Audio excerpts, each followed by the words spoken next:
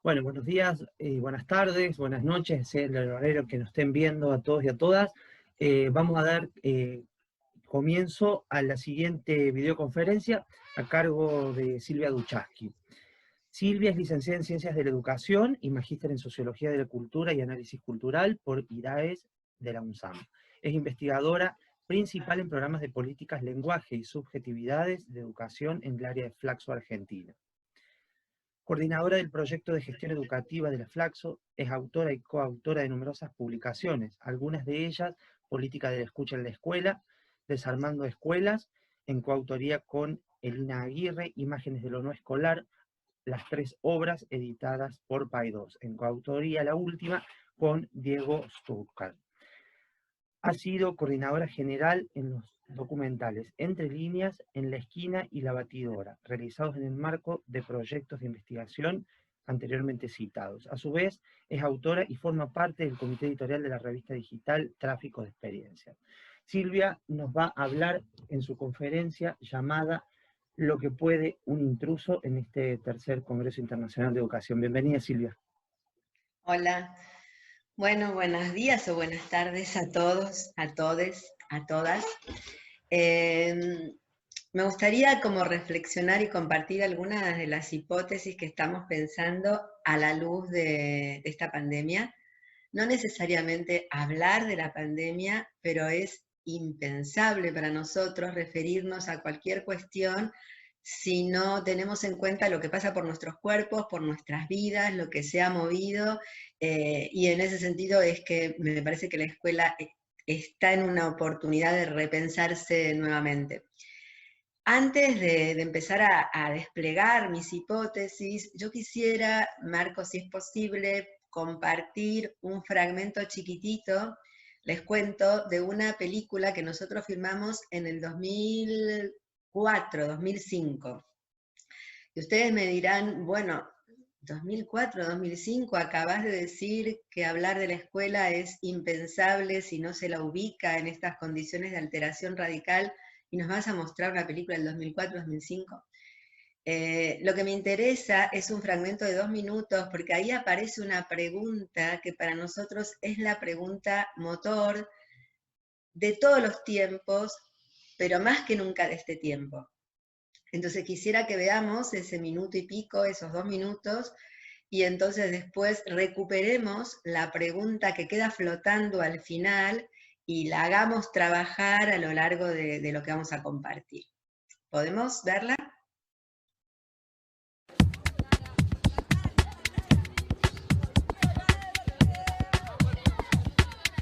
Marcelo la espera en Yo salí del salón y me encuentro acá en la sala del comedor y estaba comiendo. Y cuando estoy entrando, recibo un golpe acá. Y estaba tan nervioso que empecé a tirar todas las cosas que había ahí en la mesa, los platos, las mesas, las sillas.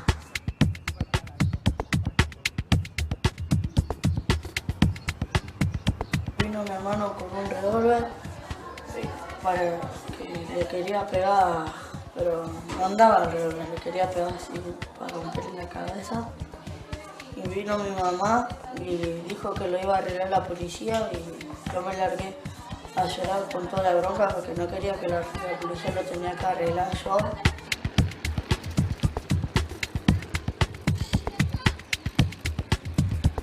Basta de problemas, pero esto va en serio. ¿No viste, Marcelo? Está así de clarito, ¿eh? Sí. Bueno, ¿venís el viernes? Sí. Listo, te espero el viernes. Chao.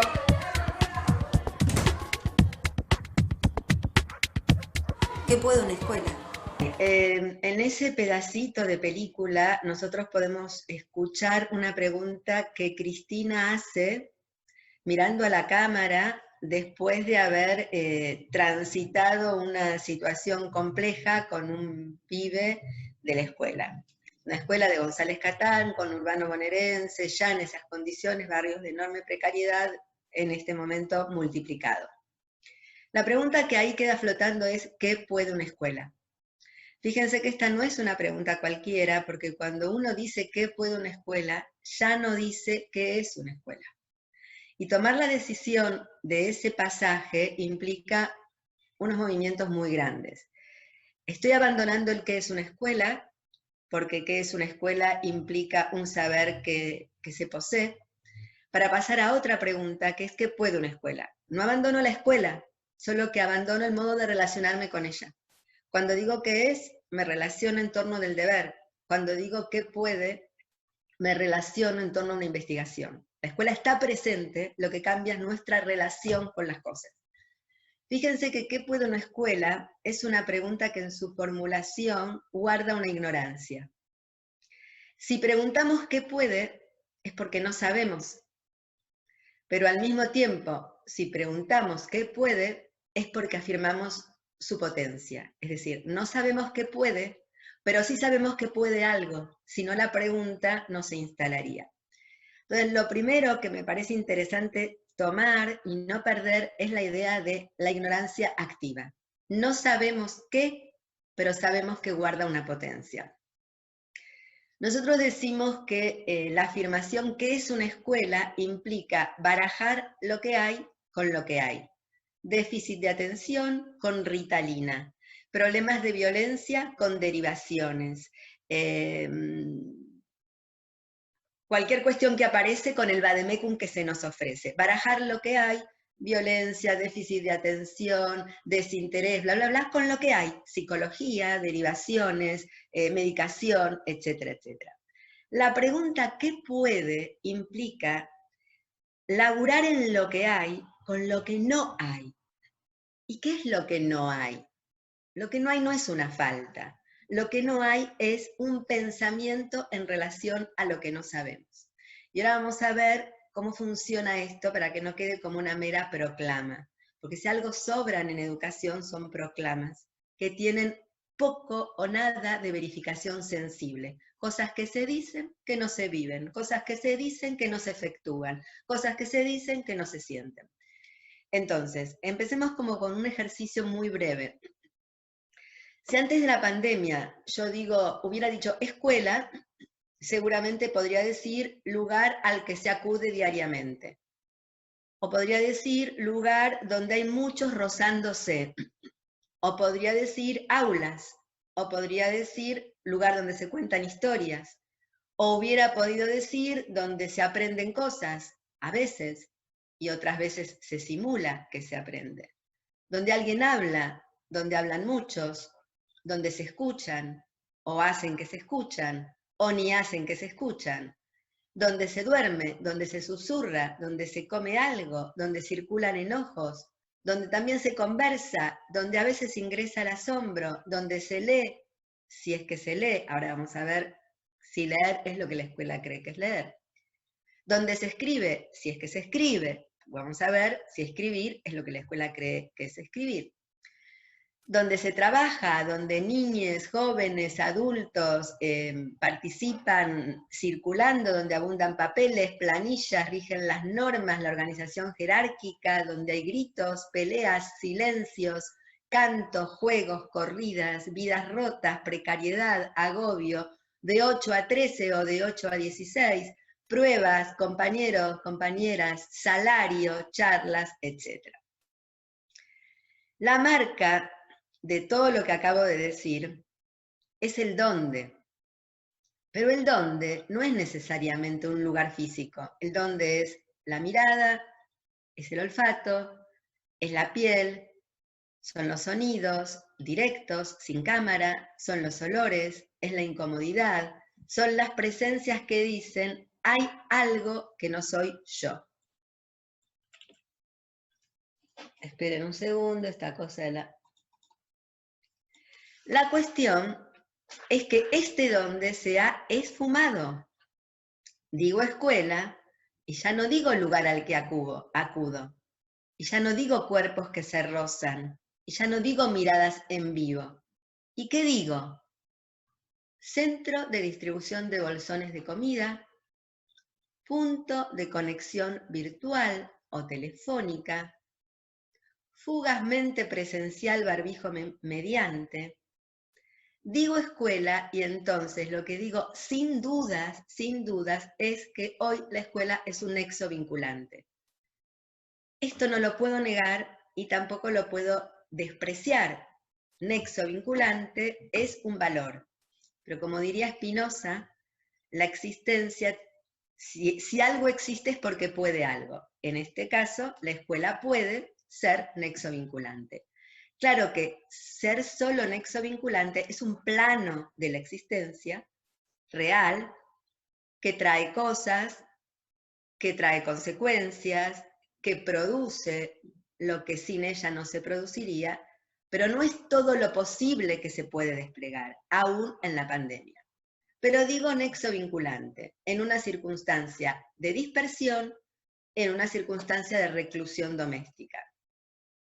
Ahora bien, la escuela, anclada en un edificio exterior a las casas, diseñada con una arquitectura inconfundible, plagada de signos materiales que distribuyen cuerpos en el espacio y establece bloques de tiempo según tareas, se esfumó. Como dijo una niña pequeña, si no hay patio, no hay escuela.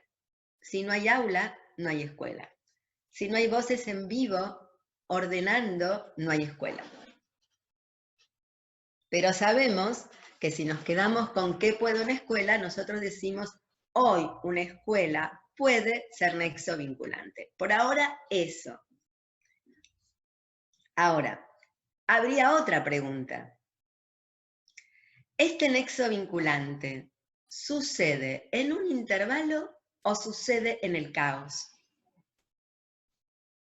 Si sucede en un intervalo, es decir, si nosotros creemos que lo que nos está pasando ya pasará, que lo que nos está pasando nos deja en stand-by un ratito, que lo que está pasando puede dejar de pasar, que lo que está pasando no ha alterado profundamente y para siempre la forma de vida, o por lo menos sería interesante pensar que hay un modo de vida que venía resquebrajado y que ahora está evidentemente expuesto. Entonces, si nos quedamos con que esto es un simple intervalo, el nexo vinculante es solo continuidad pedagógica, que es la propuesta que en este momento está vigente, que me parece que es interesante afirmarla, que tiene una potencia, porque no es menor vincular lo disperso, porque no es menor la presencia de un Estado, porque no es menor que sea este Estado, este gobierno, y no el anterior, y lo digo así, me doy esa licencia, que ni nexo vinculante hubiera sido, que habla de una sensibilidad social, pero que no nos puede quitar tampoco la posibilidad de seguir pensando lo que nos pasa con lo que nos pasa. Entonces, nexo vinculante, habiendo dicho todo lo que dije, da lugar a continuidad pedagógica. Deleuze decía que cada problema tiene la solución que se merece su formulación. Si yo formulo el problema simplemente como un intervalo, como un paréntesis que pone un ratito guardada la vida que teníamos, pero que espera volver a la vida que teníamos, la solución es continuidad pedagógica. Hagamos todo lo que hacíamos, no perdamos tiempo, demos lo que dábamos, simplemente cambia el soporte. Ahora bien, si el nexo vinculante sucede en el caos, la solución, la respuesta, solución como algo precario, no como algo que licúe todos los problemas, la ruta a seguir es por otro lado. Pero primero, antes de decir por qué lado nosotros lo pensamos, o por qué lado más lo pensamos, o cómo intentamos que ese nexo vinculante sea una fuerza vinculante, que no es lo mismo simplemente conectar que producir un nuevo agenciamiento, es decir, inventar una manera de relación que no teníamos antes. No es lo mismo ser un nexo conectivo que ser una fuerza vinculante. Las consecuencias en un caso son muy diferentes a la pluralidad de consecuencias en el otro. Pero vamos al caos. ¿Qué se caotizó? Primero, la creencia de un poderío sin límites de la especie humana sobre el resto de la naturaleza, desoyendo que entre todo lo vivo vive una relación. Y fíjense que esto le da de patadas a cierta lógica fundacional de la escuela, donde la doxa, sentido común, siempre estaba separada de la episteme. Aquí vemos lo vivo separado. El pensamiento separado de los afectos. Nuevamente, lo vivo separado. La escuela siempre estableció separaciones a partir de una jerarquía. Y en verdad, este intruso llamado COVID-19 también, entre otras cosas, nos viene a mostrar que entre todo lo que vive hay una relación y que hay diferenciaciones, pero no jerarquías. Fíjense que tenemos algo en común con el bichito. El bichito tiene algo que plantea Spinoza, que es sensibilidad, capacidad de afectar y ser afectado. Nosotros los humanos tenemos capacidad de afectar y ser afectados. Por supuesto que son diferentes los grados de esa afección, la sofisticación, si quieren, no lo sé, de esa afección, pero ambos tenemos esa capacidad. Y esto no es una guerra, porque el bichito no tiene la voluntad de matarnos. Simplemente, como dice Spinoza, quiere perseverar en su ser. Para perseverar en su ser, encuentra en el organismo humano un lugar donde alojarse y multiplicarse y propagarse, sin la voluntad de dominio, sin la voluntad de matar, porque no tiene la voluntad de colonizar, simplemente la sensibilidad de percibir que lo hace perseverar en su existencia. Es que se caotizó, es decir, que se fue al diablo, la creencia de que lo humano tiene un poderío jerárquico y superior sobre el resto de las especies de la naturaleza y sobre el propio humano. El humano explotando a otro humano, el humano dejándolo fuera de toda posibilidad a otro humano con las relaciones capitalistas que distribuyen también jerárquicamente al humano. El humano deforestando, el humano haciendo extractivismo de la minería, pero no el humano en abstracto, no es la especie humana. Son las relaciones económicas del capitalismo y sobre todo en este periodo hiperneoliberal que hace esta forma de vida donde pareciera tener la legitimidad de la colonización, la destrucción y el dominio. La segunda cosa que se caotizó es la ilusión de controlar el tiempo y su destino. Marcos, avísame cuánto tiempo tengo, La ilusión de controlar el tiempo y su destino. Y fíjense que aquí hay otro golpe muy interesante a la escuela. Porque ¿qué es la escuela? Una institución que controla el tiempo y su destino. Estudiar para ser alguien en la vida, estudiar para conquistar una meta en el futuro, proponerme objetivos para primer grado, para segundo, para tercero, plantear si alcanzó o no alcanzó, quedarme preso de los objetivos, presa de los objetivos, y no asombrarme tal vez con las cosas que se fueron produciendo, que no estaban previstas en los objetivos, pero que me dan un montón de material para pensar las cuestiones vivas y las cuestiones que pueden crecer y las nuevas relaciones que se pueden multiplicar. Entonces, esta situación nos vino a mostrar que no tenemos ningún control sobre el tiempo y que no tenemos ningún control sobre su destino.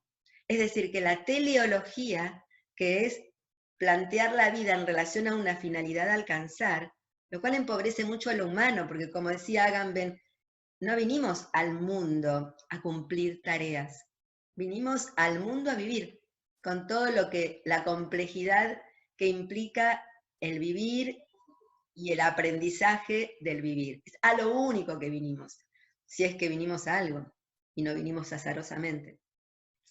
Pero entonces, la pregunta es, ¿qué es una escuela cuando no puede separar las cosas por jerarquía, pensamiento, afectos, doxa, episteme, cultura, naturaleza, sujeto, objeto? ¿Qué es una escuela que no puede controlar el tiempo y su destino? Es decir, no habiendo futuro, ¿qué hay?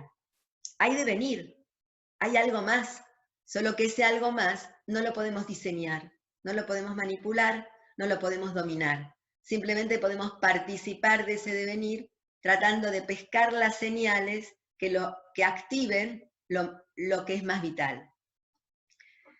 Por otra parte, otra de las cosas que vino a caotizar este bichito es la idea de la eternidad del capital como comando de la existencia, marcando la cancha de sujetos sometidos o a la división social del trabajo o al emprendedurismo individual. Probablemente el capital se recicle, porque no conocemos ninguna otra forma que haya durado tanto y que haya sostenido tanto. Pero lo que no podemos negar es que tenemos la posibilidad de pensar que este capital, que este capitalismo, que esta lógica que ha sometido a los sujetos a una división social del trabajo, históricamente en tiempos industriales, explotadores, explotados, y en tiempos actuales, emprendedurismo individual, consumo, consumo, consumo, mercantilismo, todo reducido a la unidad mercantil, por lo menos está en cuestión. Entonces, estamos planteando qué es lo que se caotizó, porque lo que decíamos es que ¿qué puede una escuela? Tiene distintos planos de posibilidad. Nexo vinculante es una de las cuestiones, pero si lo pensamos como una mera interrupción momentánea, será continuidad pedagógica nexo vinculante. Si lo pensamos a partir de revisar qué es lo que se caotizó, lo que podremos es ver lo que hay, es decir, los efectos que esta situación está poniendo a la luz, pero que ya venían generándose tiempo atrás, con lo que no hay. ¿Qué es lo que no hay? Pensamiento, preguntas, experimentaciones, ensayos. Y esto no es palabra, yo quiero tomar una serie de ejemplos para que pueda verse. Lo que no hay son preguntas que merecen pensarse cómo efectuar, preguntas que pueden efectuarse. Lo que hay es un vademecum de respuestas.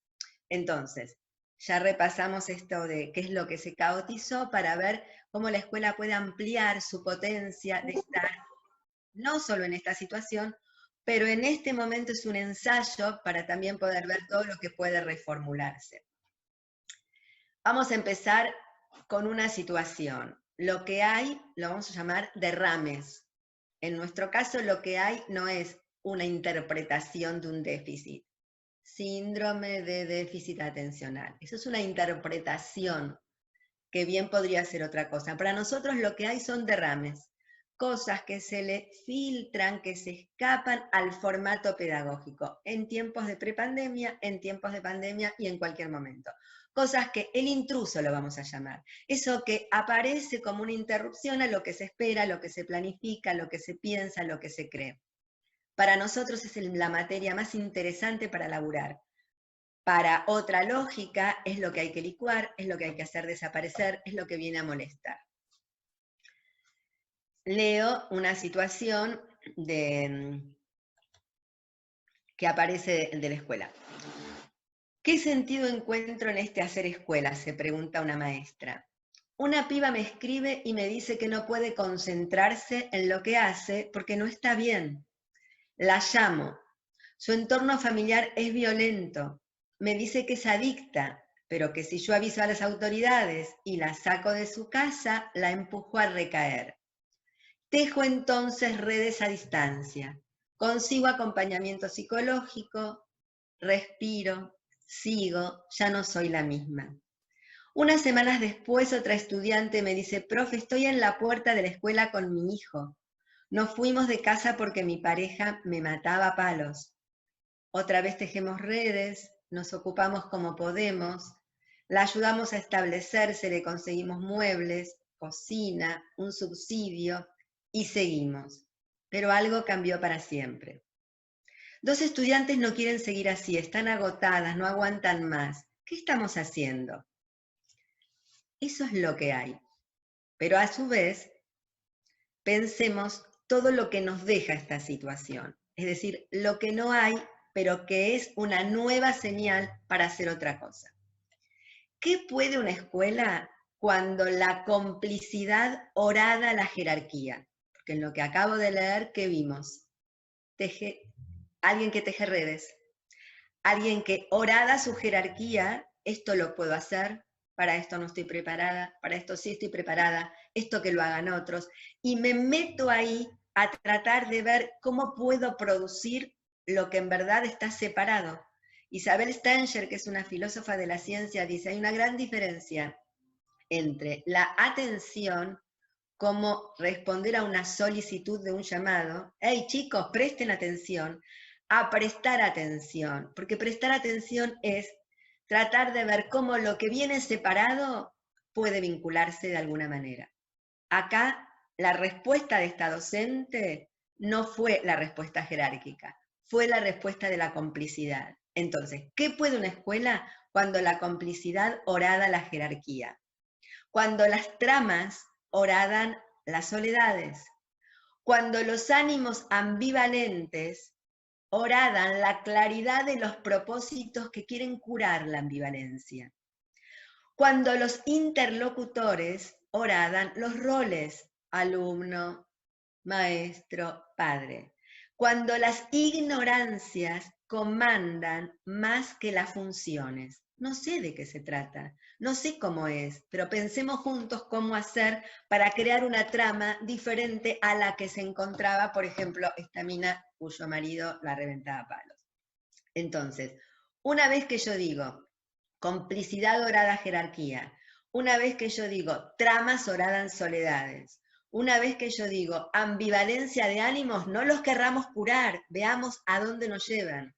Una vez que yo digo interlocutores oradan roles, mi interlocutor no es la supervisora, o lo es si de verdad es una interlocutora, porque si es solamente una función que me exige, no es una interlocutora. Cuando digo todo eso, entonces me vuelvo a preguntar, ¿qué puede una escuela? ¿Cómo armo situación de aprendizaje? ¿Cómo pienso esta vida en la escuela desde la complicidad, desde la compañía, desde la ambivalencia de los ánimos? Marcos, ¿estás ahí? Sí, sí, por supuesto, estoy aquí. Bueno, sigamos. Situación, vamos a otra situación. A ver. Aquí. Un alumno se baña mientras participa de la clase. Nos encontramos con que las aulas ya no son las mismas, aunque estemos todos conectados en el mismo Meet o en el mismo Zoom. Las 4 paredes del aula se transforman en cada casa, hasta en el baño del cursante, cuando vive en un monoambiente, y lo comparte con su novia. Animales domésticos que se aburren de la clase y se cruzan frente a las pantallas pidiendo atención. Timbre del delivery con la comida, tanto en la casa del docente como de los cursantes. Alumno en la bañera y la cámara que se prende sin querer. Micrófonos que se encienden sin querer. Madres, hermanas, novios que caminan por detrás de los alumnos concentrados con la clase pero de frente al docente. Silencios prolongados cuando se interroga a la audiencia, al menos si se escucha. Profe, ¿para qué nos sirve el cole? Profe, ¿de qué cuadro es? ¿Para qué tanto planillaje? Una lista enorme de mensajes en WhatsApp. Notificaciones de inspectores por WhatsApp, de directivos, de áreas, de niveles. Hay 2 mamás en la puerta que necesitan hablar con usted. Quiere que las atienda. Un alumno que llega tarde por enésima vez. Un mismo profesor que por primera vez llega a horario. Está en su casa. Las llaves de casa que se mezclan con las del auto, que a su vez se mezclan con las del cole. Una novela que intento terminar de leer.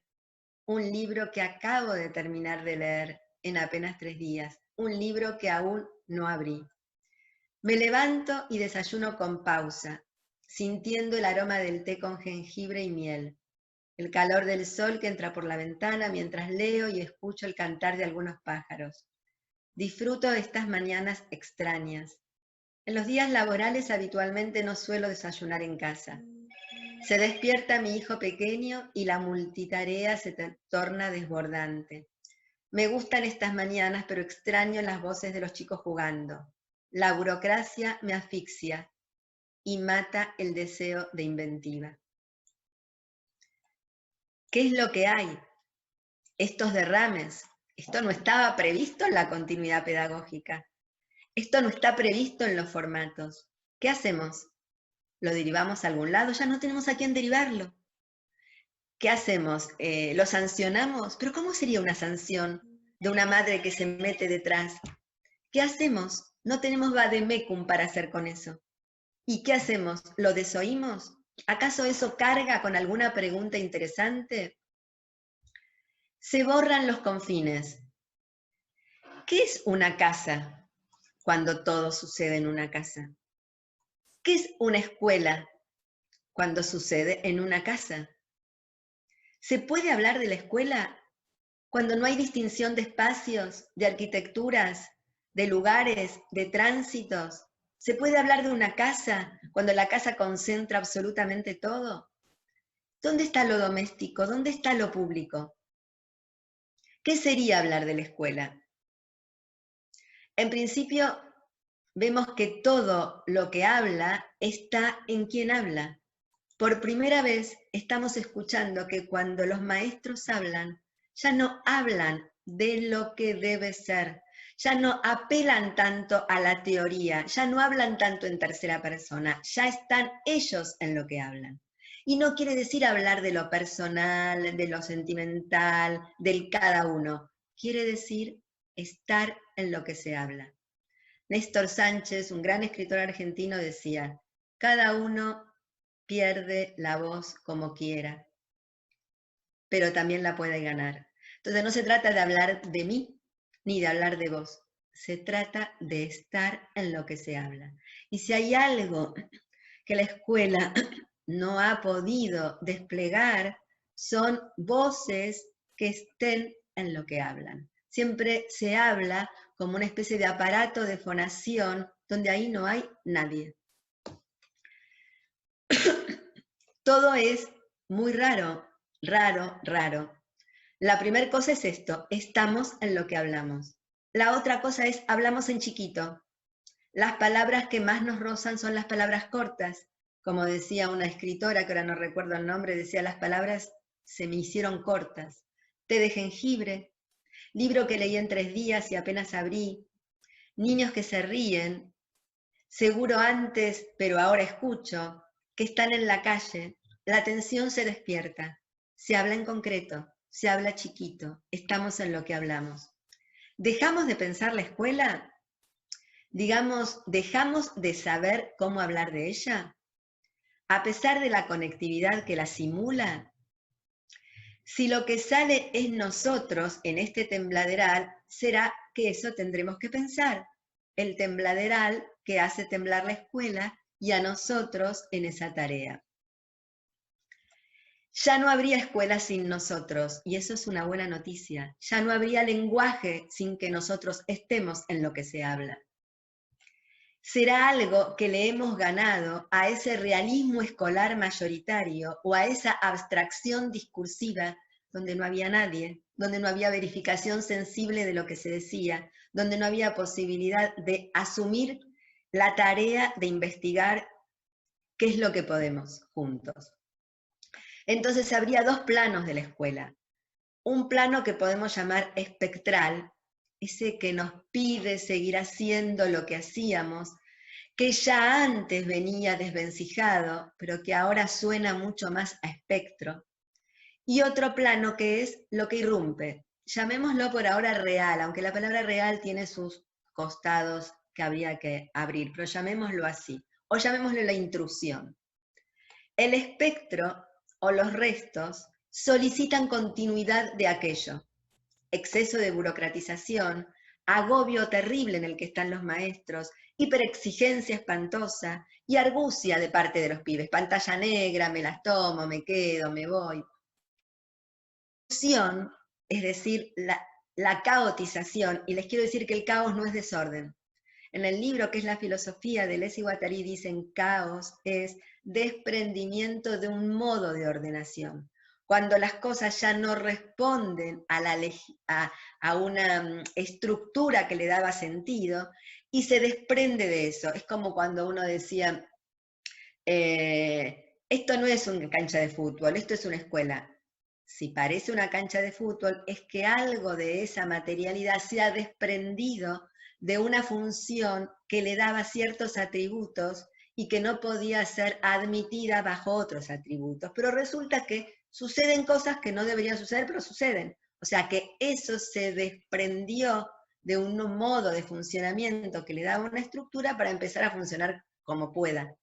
Entonces, si la escuela se caotiza o el mundo se caotiza cuando las cosas ya no responden a un modo de existencia y un modo de vinculación otorgada por una estructura social, otorgada por una lógica que relaciona de tal manera las cosas.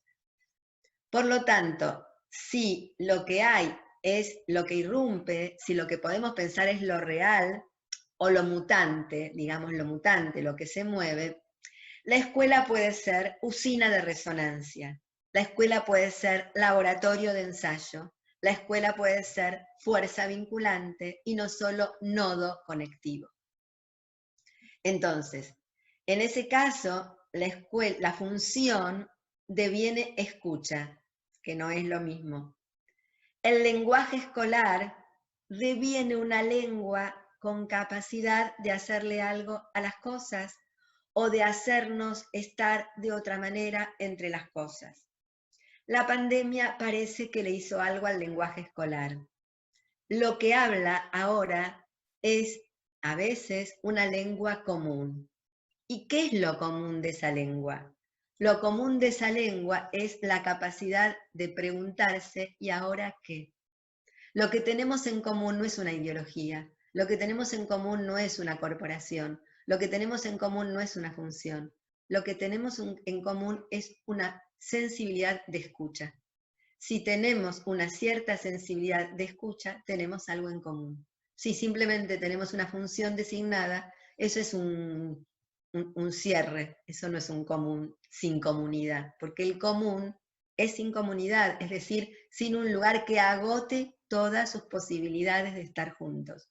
Por lo tanto, la lengua que viene a hacernos algo es la que nos permite preguntarnos, ¿y ahora qué? ¿Y ahora cómo? ¿Y qué ya no?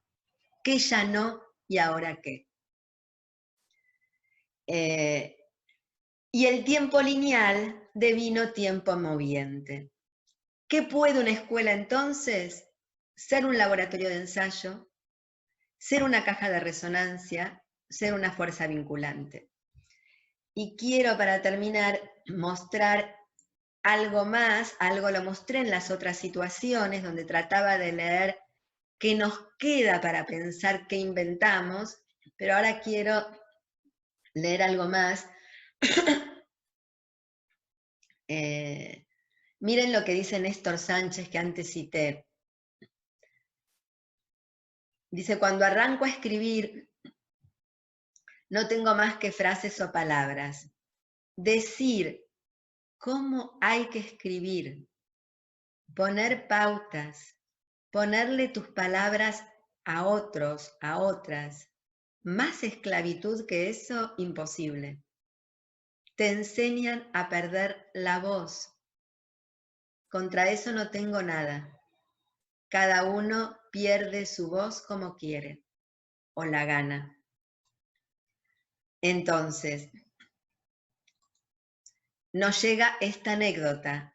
Miremos cómo nosotros le hacemos algo a eso, junto con los maestros con los que nos reunimos viernes cada 15 días, y empezamos a hacer de la escuela un laboratorio de ensayo, una fuerza vinculante, una caja de resonancia que permitan gestar reinvenciones y no simplemente continuidades de formas. Porque para que lo vital continúe, es necesario que las formas no continúen. Si cambia la condición de existencia, las formas de existencia también tienen que variar. ¿Qué es lo que nos llega? La anécdota. Muchas maestras le dicen a la supervisora, estamos agobiadas, estamos cansadas, no damos más de escribir planillas, de responder a normas, de controlar Excel, de ver cuántos se conectaron, cuántos no se conectaron, de pasar tal o cual otro informe de WhatsApp, bla, bla, bla. Y la supervisora le dice, bueno, paren un poco la máquina, pónganse a escribir alguna cosa de cómo se sienten en este momento y después vemos. Fíjense cómo nosotros ficcionalizamos eso. Ficcionalizar no quiere decir sacarle realidad, quiere decir en la liberación de la imaginación le otorgamos otra fuerza a lo real. La ficción también es real. ¿Por qué? Porque nos está sucediendo lo que inventamos. Porque si lo inventamos, lo estamos sintiendo. Porque lo que inventamos, lo inventamos. Tiene el grado de real de la invención. Escribimos lo siguiente. Lo compartimos con ella en una charla de Zoom que tenemos cada 15 días. Agobiadas como escribientes de oficina, aquí ya hay algo. ¿Es el docente un escribiente de oficina? ¿Qué puede un escribiente de oficina? Ser solo escribiente de oficina, codificar y decodificar. Su grado de poder es absolutamente limitado. Agobiados como escribiente de oficina, abandonan por un rato su deber y se ponen a escribir sensaciones de pandemia. Los trazos fluyen, la energía se activa. Escriben para encontrarse.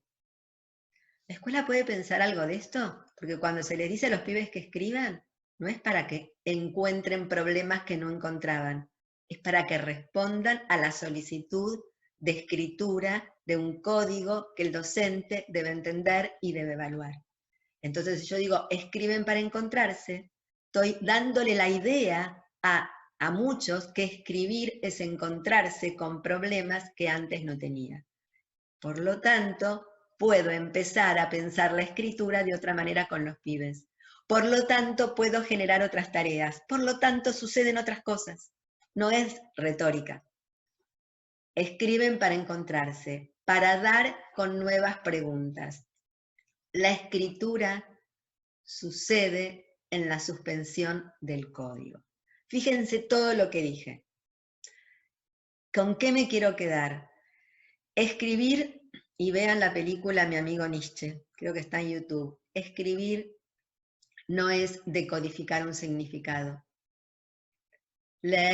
Escribir no es codificar un signo cargado de significado. Leer no es decodificar un significado. Por lo tanto, cuando dicen no comprendió lo que lee, ahí nos estamos yendo a cualquier lado, porque no hay que entender lo que se lee. Hay que liberar una imaginación a partir de lo que se lee. La pregunta no es qué quiso decir el autor. La pregunta no es cuáles son las ideas principales y cuáles son las secundarias. La pregunta es, ¿qué onda? ¿Qué pensaste cuando leíste esto? ¿Qué se te ocurrió cuando viste esta frase? Léeme cualquier frase de lo que leíste, cualquiera. Abrí el libro casualmente en cualquier lugar. A ver, ¿qué les da a pensar esto? Leer es encontrarnos con problemas y preguntas que no teníamos. Escribir es escribir preguntas que no teníamos. Leer no es decodificar un significado inequívoco, escribir no es construir un significado inequívoco. Entonces, fíjense todo lo que me puede dar a pensar en la pandemia, pero no solo para la pandemia, esta pequeña anécdota que necesito desplazarla, porque si queda en la anécdota no tiene consecuencias. Esto que era maestros agobiados, escriben sus sensaciones con permiso de la supervisora, se empieza a desplegar mostrando preguntas que tienen consecuencias muy concretas en la posibilidad de reconfigurar otra relación con los pibes, otra relación con los textos, otra manera de producir pensamiento juntos. Y digo dos más y ya dejamos aquí.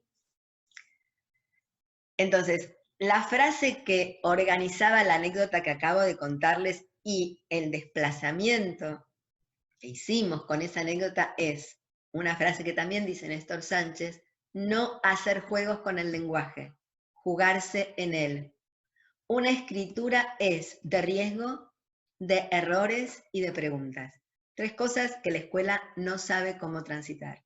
Una escritura solo es de errores, solo es de riesgo, solo es de preguntas.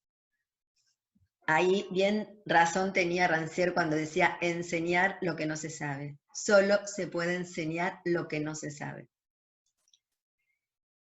Otra frase, el lenguaje vive si hace lo que no sabe. El lenguaje vive si hace lo que no sabe. La anécdota, ¿cuál fue? Quisieron quedarse en la cama y que la clase sucediera en la cama. Algo que no podía ser tomado por la profesora. ¿Cómo una clase va a suceder en la cama? Pero si decíamos antes que estaba metida la escuela en la casa. Si la escuela está metida en la casa, que respete lo que la casa suscita. Pero no, la escuela necesita sostener su formato, aunque las condiciones se hayan modificado. Y aquí va la ficción, que en verdad no es ficción, es el ensayo de la posibilidad de leer algo de quisieron quedarse en la cama, que sea una no tan evidente y que tenga consecuencias prácticas, consecuencias de nuevas realizaciones. Quisieron quedarse en la cama mientras transcurría la clase, en tiempos de pandemia. Me abrumaba la idea, pero a su vez me tentaba. Imaginé a todos acostados, ellas, ellos, los alumnos, las alumnas y yo, la profesora. Los rostros perdidos en puntos periféricos, la mirada revoloteando sin centro. Una atención que no cede a solicitud alguna, se presta en cambio a distracciones nutrientes. Voces discurriendo imaginaciones traman polifonías. Delirios, ensoñaciones, piden escribirse. Luego se suman al convite escritores que indagaban el fluir del pensamiento en horizontal. Onetti escribió durante los últimos años sin moverse de la cama. Nabokov escribía desde la cama una obra póstuma sobre todo lo que puede suceder a partir de las evocaciones inmediatas una vez que me despierto y abro los ojos. Y tantos otros, insomnes o no insomnes, investigaban qué es el pensamiento en posición horizontal. Piensen incluso en las sesiones de análisis, cuando Freud y Lacan utilizan el diván, es como que la posición horizontal abre la imaginación a una serie de asociaciones que cuando tengo a otro enfrente, y sobre todo a otro que formatea la manera de estar, de hablar y de pensar, la imaginación se restringe. Entonces, ¿podría ocurrir esto? ¿Podrían bosquejarse nuevas ideas alterando las condiciones de pensamiento? ¿Qué pasa si le digo a los pibes, ok, ¿quieren quedarse en la cama? Perfecto, agarren una hoja y una virome, acuéstense, cierren los ojos, 5 minutos. Cuando los abran, sin sentarse, escriban rápidamente las primeras impresiones que les vienen. Ahora siéntense en la cama o quédense acostados, cada uno que lea. Charlemos sobre qué pudo el pensamiento en un estado de delirio, qué pudo el pensamiento sin ver a la profe, qué pudo el pensamiento en posición horizontal. Y en una de esas se me ocurre traer un escritor, y puedo entonces investigar a Onetti, o tal vez puedo investigar a Nabokov, o tal vez puedo investigar miles de otras cosas. Hemos pensado, hemos producido cosas, sin el espacio formateado, escolar, sin cumplir con prescripciones, porque yo puedo bosquejar una idea.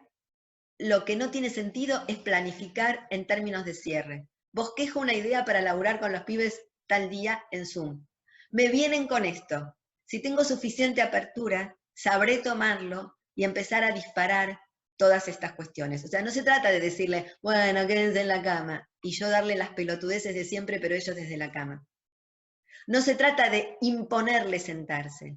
Se trata de pensar, ¿qué puede generar esto que acaba de tirarse sin respetarse literalmente lo que los pibes están pidiendo? Porque los pibes están pidiendo, me quedo así y no hago nada. No, no. Nosotros lo que planteamos es una exigencia mutua.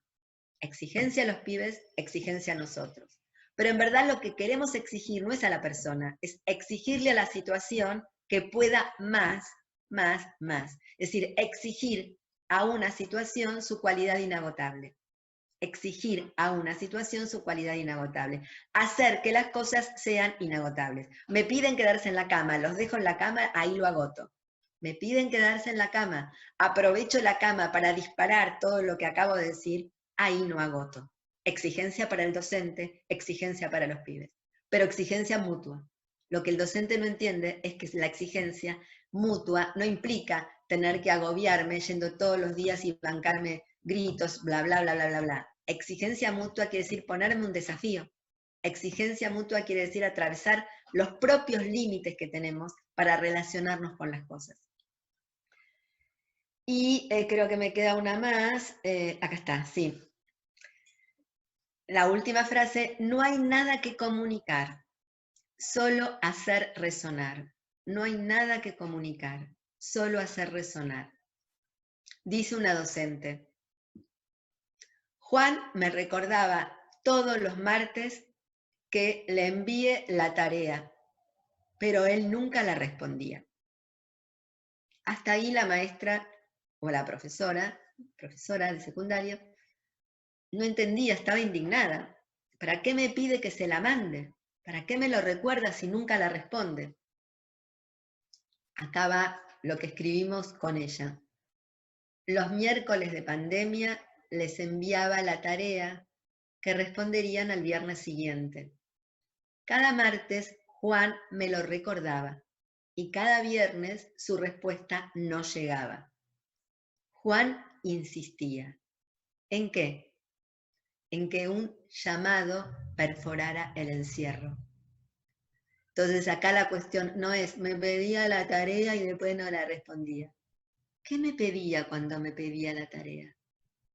¿No será que su pedido era el pedido de perforar el encierro con algún signo exterior a la familiarización doméstica? ¿Qué puedo pensar yo de hacer con los pibes para perforar el encierro? ¿Cómo se perfora el encierro desde el confinamiento? Porque también el encierro es interior. El encierro no es solamente quedarme en mi casa. Entonces, ¿no será que el pedido de Juan no es un pedido irrespetuoso? ¿No es un pedido burlón que no responde? Sino que su pedido es asegurarse que un llamado exterior perfore la sensación de encierro. Bueno, ¿cómo laburo la perforación del encierro, sabiendo que el confinamiento es hoy la única posibilidad para regular los efectos devastadores del virus? Y el último, ahora es el último, no está en lo que se dice, solo en lo que se suscita al decir. No está en lo que se dice, solo en lo que se suscita al decir. La anécdota, ¿cuál era? Una nena, Sabrina, le pide a su mamá que cuando vaya a retirar el bolsón de comida, traiga un objeto del jardín. Punto. Si nos quedamos con la anécdota, la mina va, pide un objeto, así fue, lo trae, ay, no pasó nada. Ahí viene lo que escribimos, es decir, ahí viene lo que se suscitó en ese decir. Ahí viene lo que nos resonó. Vieron que les dije, escuela, caja de resonancia. Y ahí viene lo que somos capaces de pensar y de hacer con lo que resuena, no con lo que literalmente se plantea. Sabrina quiere un objeto del jardín. Quiere peso, quiere textura, quiere olor, quiere temperatura, quiere cercanía. Quiere experiencia de lo concreto. María, su mamá, camina hacia el jardín. Es el día de la recepción del bolsón de comida. Sabrina me pide que le lleve algo del jardín, le dice a su maestra. Pensamos, ¿algo del jardín o algo que multiplique la experiencia del encierro? Sabrina lo que quiere es un zoom, pero no para ver más. El objeto del jardín es el zoom para ampliar el horizonte. Claudia, la maestra, se dirige al arenero. Llena bolsas de arena. Una es para Sabrina, otras para otros. Enfundada en su barbijo, María carga la arena embolsada y el bolsón de comida. De nuevo en su casa, otra vez al confinamiento. Ahora agujereado con pedacitos de un afuera. Pero ¿qué es el afuera? No es la arena el afuera. El afuera es el gesto de Sabrina que hace tambalear la pantalla. El afuera es lo que hace que las cosas se bifurquen. No es la arena concreta que viene del jardín que no está en mi casa. El afuera es el gesto que hace que algunas diferencias tengan lugar en la repetición. Entonces no es la arena, es el gesto de perforar la pantalla como la única lógica conectiva, como la única manera de existencia. Que el jardín o la escuela pueda pensarse, ¿qué puede una escuela? Puede producir afueras. Una escuela puede engendrar diferencias en los modos de hacer, de sentir, de percibir, de leer, de escribir. Puede gestar afueras. Afuera no es el espacio exterior físico. Afuera es lo que aún no he hecho. Afuera de lo pensado, afuera de lo hecho, afuera de lo sentido, afuera de lo vivido. Entonces, todo esto viene a cuento de que en este momento, pero no solo para este momento, porque lo que acá está pasando ya venía pasando, hay un modo de vida que viene diciendo basta, pero ahora se puso en evidencia. Lo que nosotros planteamos es que tenemos o la opción de vivir la perplejidad como un estado de shock que ya va a pasar, o la opción de hacer una experiencia de la perplejidad y una experiencia de prestar atención a aquellas cosas que podemos juntar y que siempre han venido separadas. Entonces, bueno, un poco este planteo viene a cuento de la escuela, pero de la escuela temblorosa en un suelo pantanoso. Nosotros en un suelo pantanoso. Algo que la escuela no ha sostenido, porque la escuela siempre fue un intento de cementar, con todas las cosas interesantes que no vale la pena repetirlas, pero de cementar la intrusión, los intrusos. Así que bueno, yo hasta aquí. Y nada, abierta ahí a las preguntas y a lo que... Bueno, Silvia, muchísimas gracias. La verdad que ha sido muy claro. No tenía pensado justo cuando nos mensajeamos antes de la filmación, que no habíamos pensado justamente en las preguntas. Me agarró sobre el tiempo y ahora mientras te escuchaba hablar, me puse a sacar la cuenta y a buscar algo en el teléfono que ahora te lo voy a comentar.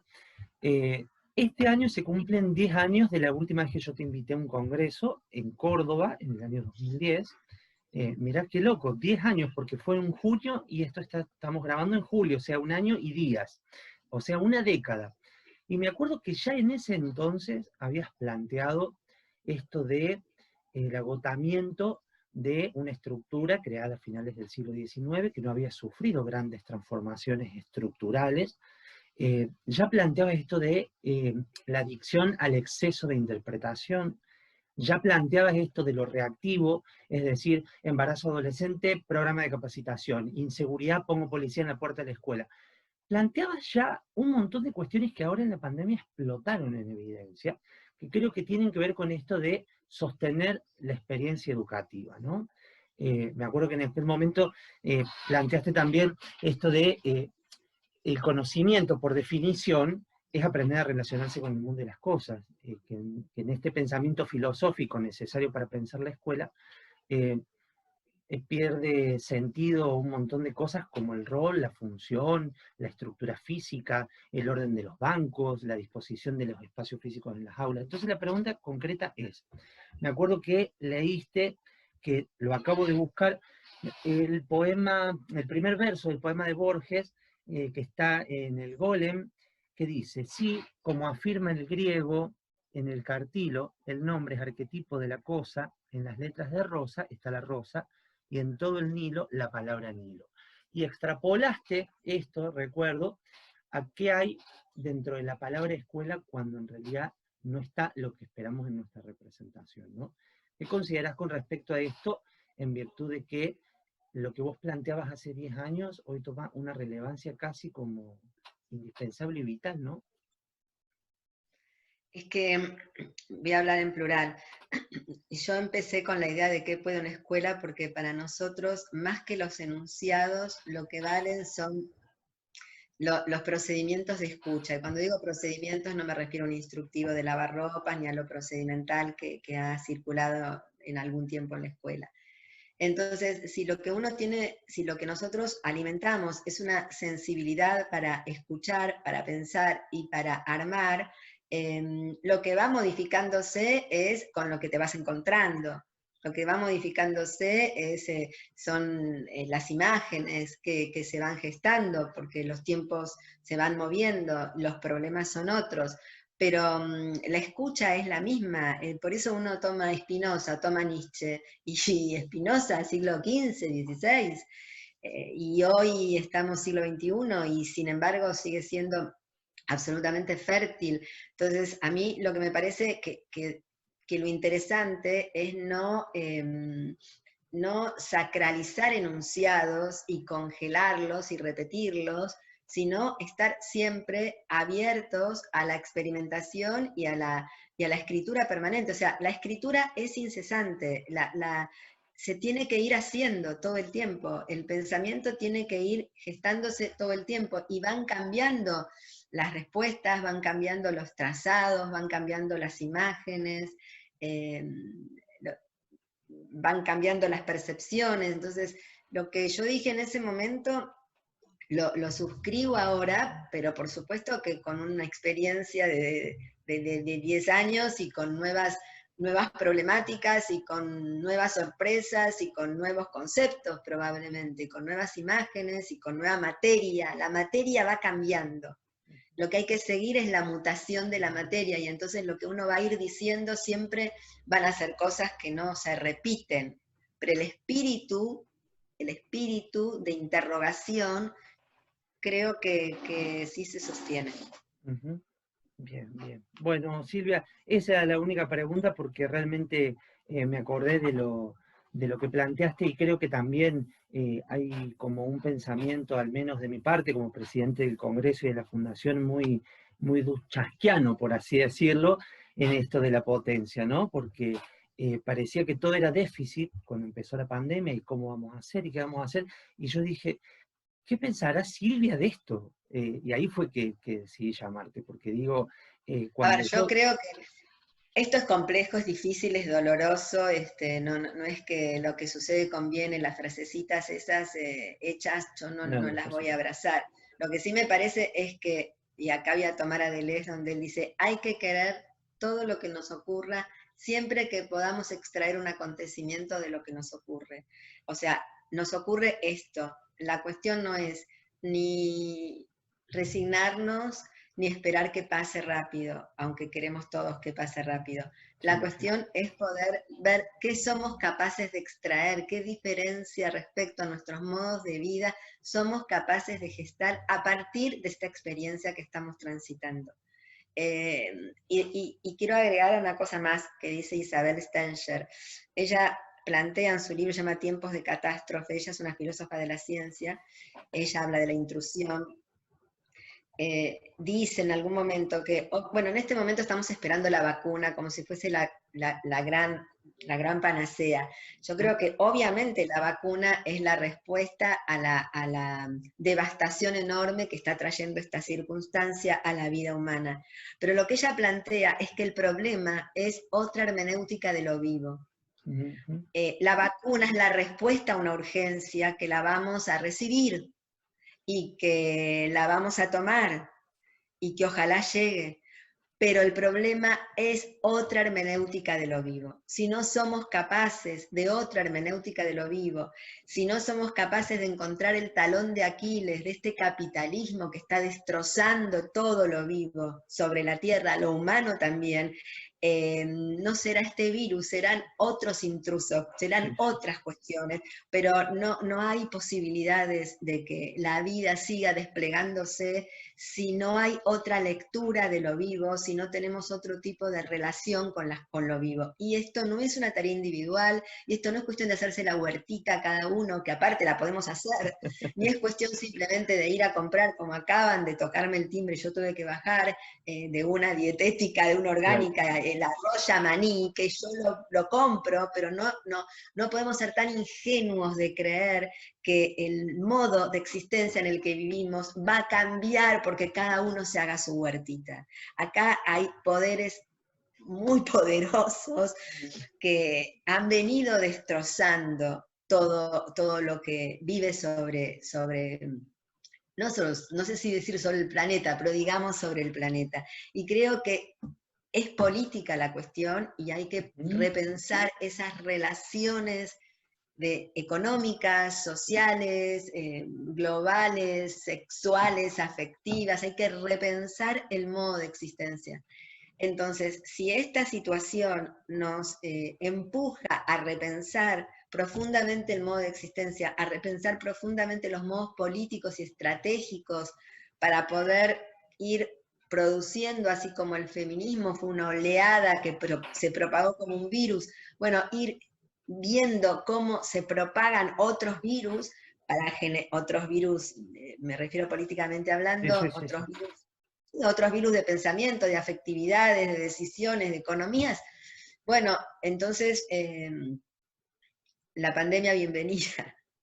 Y Si sí, somos capaces de extraerle el acontecimiento a lo que estamos viviendo. Si no, bueno, ya sabemos todos los destrozos que en todos los planos ha traído y que son lamentables. Pero esto es lo que nos toca vivir, bueno, ¿qué somos capaces de pensar y de extraer de este tiempo? Pues si no es como creer que estamos muertos, cuando la gente dice, este año se perdió, es un horror ese un pensamiento. error, sí, sí. Es el déficit y la falta. Claro, no se perdió nada. Esto es lo que estamos viviendo, ¿qué somos capaces de vivir en esto que estamos viviendo? Por supuesto, deseando que no se sostenga en el tiempo, que sí se sostenga el pensamiento de otro modo de vida que nos llevó a esto. Ese modo de vida nos llevó a esto. No sé si hay una relación causal, porque hay No. mutaciones naturales, pero que hubo tiempo a favor de las mutaciones que vienen a destruir, sí, porque nosotros hemos destruido. Sí, claro. Nosotros, me refiero a ciertas formas de regular la vida humana. Entonces, dicho todo esto, para que no se crea que lo celebro, pero tampoco lo tomo como un intervalo que pasará para volver yo no quiero volver a ningún lugar en el que estuve. Lógico. No se Bueno, trata y de volver. tampoco es la idea de, cuando definimos el lema del Congreso, que eso te iba a comentar, esto de la potencia de las aulas, estábamos prácticamente diciendo bienvenido el virus, pero en realidad tiene este pensamiento caotizante, entendiendo el caos a partir de esta lectura y esta mirada de Deleuze y Guattari, en la cual nos desprendemos y nos vimos obligados a terminar de desprendernos de un montón de características que hacían a la escuela funcionar de determinada manera, y creo que ahora se viene el tiempo de la potencia, en el que un montón de configuraciones se van a repensar, en que la diversidad va a dejar de ser, bueno, sí, una bandera, un derecho, una obligación y demás, pero va a ser esto de la permeabilidad una obligación para que se pueda seguir pensando en nuevos modos de sostener Yo no esto, sé ¿no? si todo lo que va a venir es mejor, no lo sé. Podría ser No, peor, tal seguramente vez. todo no. Sí, Podría ser seguramente peor, todo tal no. vez. Pero bueno, estar abiertos, pero a ver cómo seguimos, cómo hacemos. Pero En la no medida en sé. que lo pensemos, yo creo que eh, esto nos va a interpelar a tener que pensar en otras formas. Y ya Y pensarlo es además, simplemente actualizar el pensamiento. Y creo que eso ya vale la pena, ¿no? Hasta incluso cuestionar la estructura escolar como está concebida. Ya eso me parece que es un gran paso, y de ahí viene esta idea de que hay una potencia, ¿no? En las aulas después de semejante travesía que hemos pasado. a nivel humanidad. Silvia, te agradezco muchísimo por tu participación Bueno, gracias, nos vemos. en el próximo encuentro. Dale, chau, chau. Un abrazo, adiós. Chau. Chao.